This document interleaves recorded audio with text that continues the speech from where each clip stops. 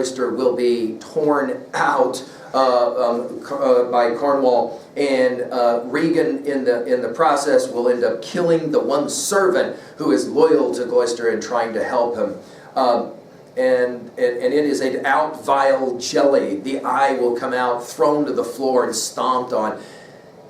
It's a pivotal moment symbolically as well, because as Gloucester loses his eyesight, very much like Oedipus, he finally sees. And of course it's too late at this moment. The doomed Gloucester now will be blind, turned out into the woods himself, right? In the meantime, we have Edmund, back to the evil micromanager of all of the nastiness that's happening. He will take Goneril back to her own palace, and the two of them then will have an affair. And obviously this affair is going to then pit Regan against Goneril, and that will turn out to be nasty as well. When Goneril and Edmund find out that the Duke of Cornwall, Regan's husband, is dead, then immediately Goneril is ready to marry. Right? She's ready to, and she's there. This whole thing about the newly widowed status now is going to possibly allow for her sister to have one up with Edmund, the secret lover. Back again to Gloucester. We've got him on his way now to Dover. He is hooked up with his son, poor Tom Edgar, who of course won't tell him that he is his son. And we have this next very interesting and strange moment. We got a lot of really strange moments in this play. One of them is that Gloucester is now ready to die. The theme of suicide perpetuates throughout this play. When you're in a terrible fix, end it. We're back to Hamlet's to be or not to be speech. Who might his quietus make with a bare bodkin and all of that. We've talked about that. Gloucester says to, he doesn't know it's his son Edgar, to poor Tom, he says, take me to Dover. We've talked about Matthew Arnold's Dover Beach, and we talked about how Dover is a famous place in England for committing suicide, and I want to commit suicide. And then we got this really interesting thing where Edgar is going to take him up on a little rise and make him jump, and then pretend as if he's somebody at the bottom of the cliffs of Dover talking to the king and saying to the king, it's a miracle, you have been saved by the gods, and now you have maybe a reason to go on living. And Gloucester will then find some reason to continue to try to give some reason to keep going. We have as well Oswald, who is Goneril's manservant, tries to kill Gloucester. Edgar will intervene and will save the father. We have then a pivotal moment, and I'll just share this one with you. When Gloucester and Lear finally end up together, I mean, you knew this was going to happen, and sure enough, in the fourth act and in the fourth scene, in the fourth act and in the sixth scene, it finally does happen, and we have then this moment between Lear and Gloucester.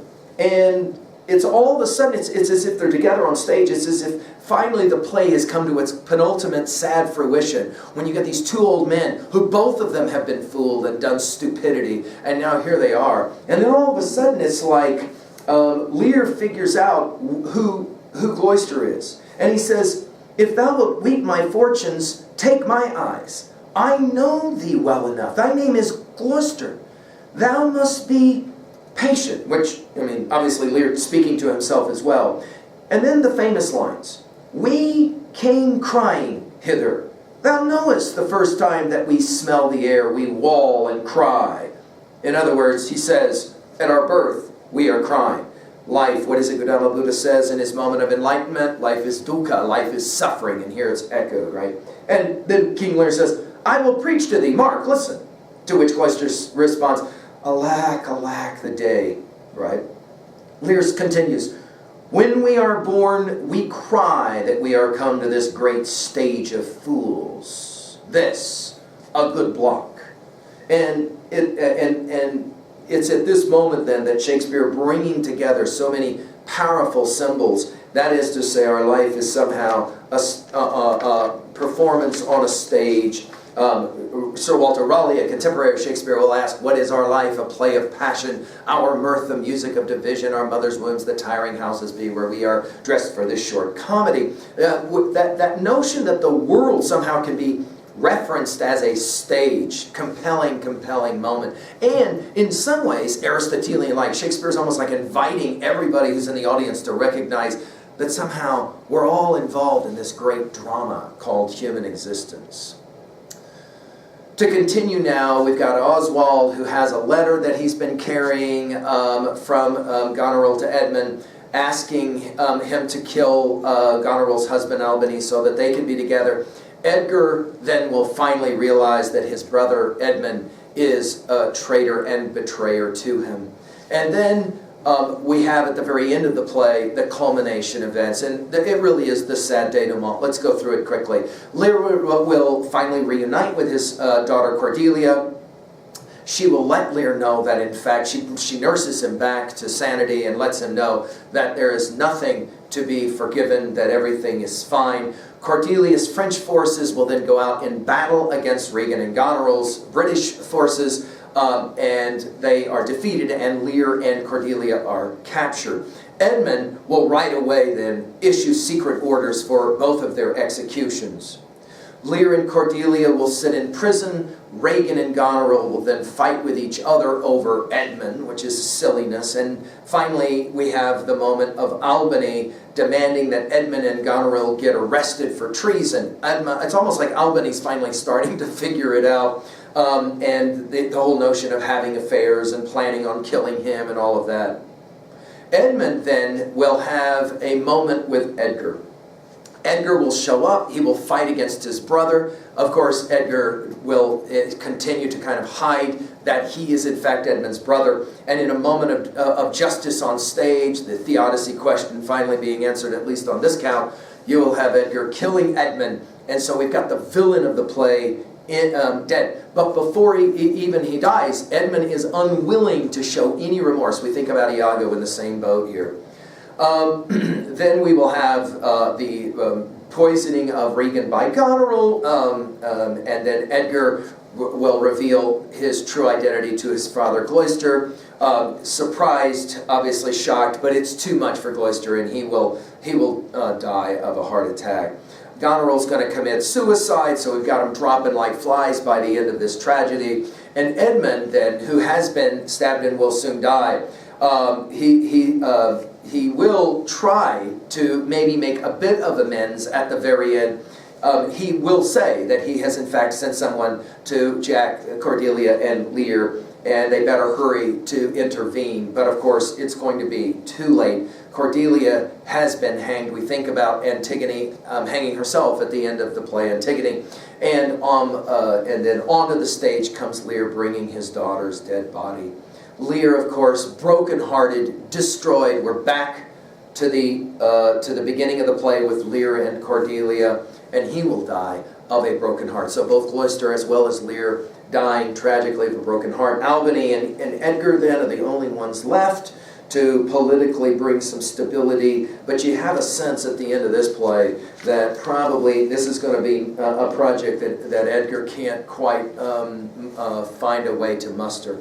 And the whole play then rides on the end of the family, of the kingdom, and of course of humanity in many ways itself, seeming to stumble here at the very end of the play. And then the play ends.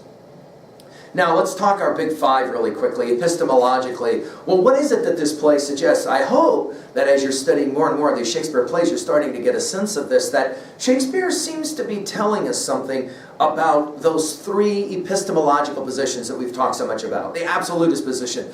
I know I'm right, 100% right, no reason to doubt it. We watch what happens with Lear in that regards. Clearly the absolutist position won't work.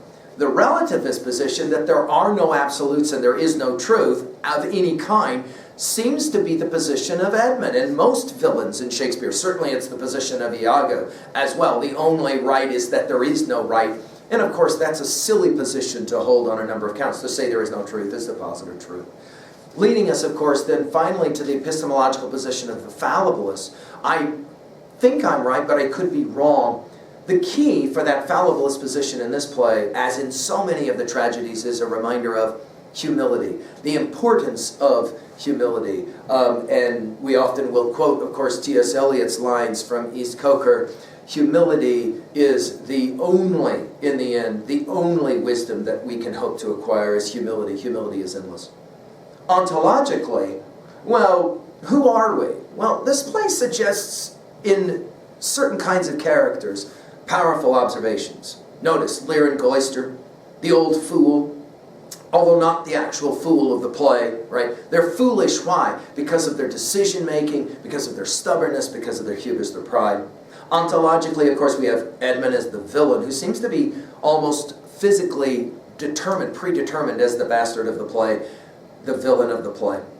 Of course, in Regan and Goneril as well, we've got these daughters that are just innately, disturbingly nasty. Often it has been asked, where is the mother figure in this play to kind of settle these girls down? Obviously absent. Finally, ontologically, we have Cordelia as a powerful symbol, the symbol of innocence. We think of Antigone, don't we? Psychologically, what does this play tell us about the psyche? Well, Lear wants to hear certain things. I mean, this is fascinating. T.S. Eliot, I'm quoting a lot of Eliot in this lecture, and for good reason. I think Eliot will say, humankind cannot bear very much reality at the end of Bert Norton. And it seems that this is the case for this play as well. Lear can't hear. He can't see. He can't understand. Psychologically, he doesn't seem to be able to understand that it is Cordelia who loves him and his other two daughters who do anything but love him. And it's obviously an interesting psychological question. If Freud is right, and there are motivations that stand behind our actions, then why in heaven's name does Cordelia choose this moment to make her stand and to be stubborn and belligerent, knowing full well that her dad is going to A, cast her out, and B, go ahead and divvy up the kingdom to her nasty two sisters, who will in turn, of course, destroy everything. Why is Cordelia going to allow that? It's fascinating, and again, this hubris that we see in father seems somehow to also be represented in daughter. Think again about Antigone and her own father Oedipus. Sociologically, politically, what does this text tell us? Well, the breakdown, of course, that leads to moral chaos, no question. Best examples, eyes being gouged out, thrown down on the floor and stomped on, and of course, the storms in the woods that lead to insanity and the like. The theodicy question is maybe the most disturbing, though, for readers of this play. And this is, of course, the question of divine justice. In the end, do we believe that there is such a thing as divine justice in this play? Well, the propedeutic nature of pain is clear and instructional here. We have often said it, no longer ask why is this happening to me, but rather learn to ask why is this happening for me. Certainly Lear comes to kind of recognize that at moments in the play. But let's be clear, Shakespeare's not going to be a preacher in this play, so he's not going to give us a single line of thinking about theodicy. At one point he says that the gods are like little boys who like to tear the wings off of flies and turn them into their playthings. The question, obviously, who is responsible for the suffering in the play? It's easy to point a finger at Lear, at Edmund, for example, at Regan and Goneril. But the reality is that this play is way more sophisticated than that, and it really does suggest it's a matrix. It always seems to be a matrix in terms of responsibility of pain and suffering, but in the end, the question is, what do you do with that suffering, and how do you move beyond it? We think of Edgar, we think of Cordelia, moving beyond, willing to forgive their parent.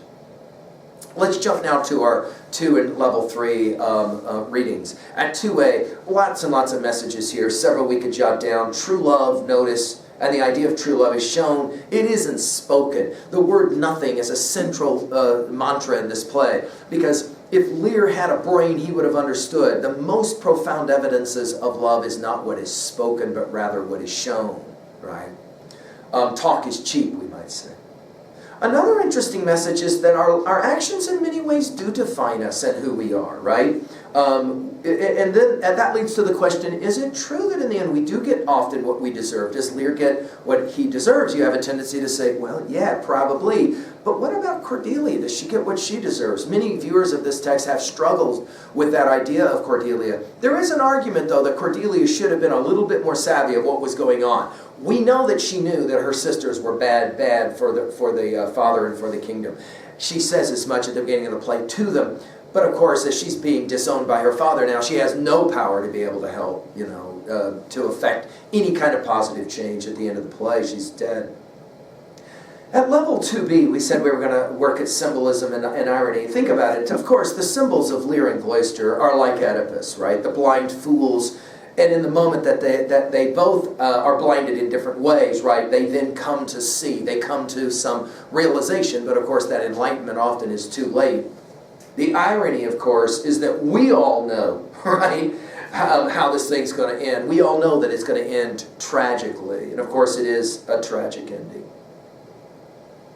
Think about the great villains as well in Edmund, and we mentioned Iago in our discussion of Othello, right? Notice this whole thing of refusing to accept responsibility, maybe Edmund a little bit at the end, but it's too late by that point, of course. All the catastrophes that have been wielded have all, happened. Finally, at level 3, how can we relate this at 3A to other titles? Well, you can't read this play without really a good background, I believe. A good background in Greek tragedy, especially. Think about our Sophocles and Oedipus. Think about Creon and Antigone, and the way that hubris leads to the downfall. I mean, we can mention this with any number of other Greek plays. The Bacchae, go back and take a look at our comments on the Bacchae as well, as a classic example of how hubris and overconfidence on the part of a king or a king's daughter will lead to downfall. We can think, as we have already said, about Shakespeare's other plays. If Hamlet is what happens to a young man trying to deal with his life, and Macbeth is what happens to an ambitious middle-aged man, then Lear seems to kind of point towards what happens for an old man. And it is interesting, we said 1605 for this play, to take a look at Lear and put him alongside another father in The Tempest, Prospero, and his daughter Miranda, as opposed to Cordelia, to recognize maybe a third or another rendering of this father-daughter understanding in old age. Prospero, I think, has it much better figured out. He's ready to forgive, move on, and take care of his business well. Think about some of the other fools in literature, right? Some of the other idiots who don't get it until the end. I mean, right away, I think of, in our American study of American literature, go back and look on learnstrong.net in our junior folder to see lectures on Jay Gatsby, for example, and The Great Gatsby. Or think about maybe the classic example in American theater is Willy Loman in Death of a Salesman. And the way in which Loman is so similar to Lear in some fundamental ways, right? Think about other great villains. We've mentioned Iago, but I'd like to mention a few others. What about Jack in Lord of Flies? After reading a play like this, to pick up Golding's Lord of Flies and read it and to study that temperament of Jack on the backs of the study of Iago and Edmund, I think is compelling. But I also want to mention Milton's Satan in Paradise Lost. Think of your dates. If this is 1605, by 1667, the publishing of Paradise Lost, and we obviously will we have lectures on that one in our AP folder as well. Think about the power of an Iago Edmund being a prototype in some ways of this heroic anti-hero, if you want to call him that, of Satan in Paradise Lost. And then, of course, Faust's Mephistopheles. Think about what Goethe is going to do there. Go and take a look at our comments about Mephistopheles as being an embodiment in some ways of these forces of the villain, of the evil. And then to postmodern texts, I'll just mention two that have often been taught alongside this, and certainly when we get to these two titles, we will mention again our Lear. Kafka's Metamorphosis and the notion of change and redemption coming only at the death of the protagonist. And then Beckett's Waiting for Godot, maybe the most important text to be studied alongside of Lear. Finally, at 3B, how can we relate to a text like this? When was a time, just a few questions for you to think about, when was a time that your love was misguided or misunderstood in the way that Cordelia, for example, here is?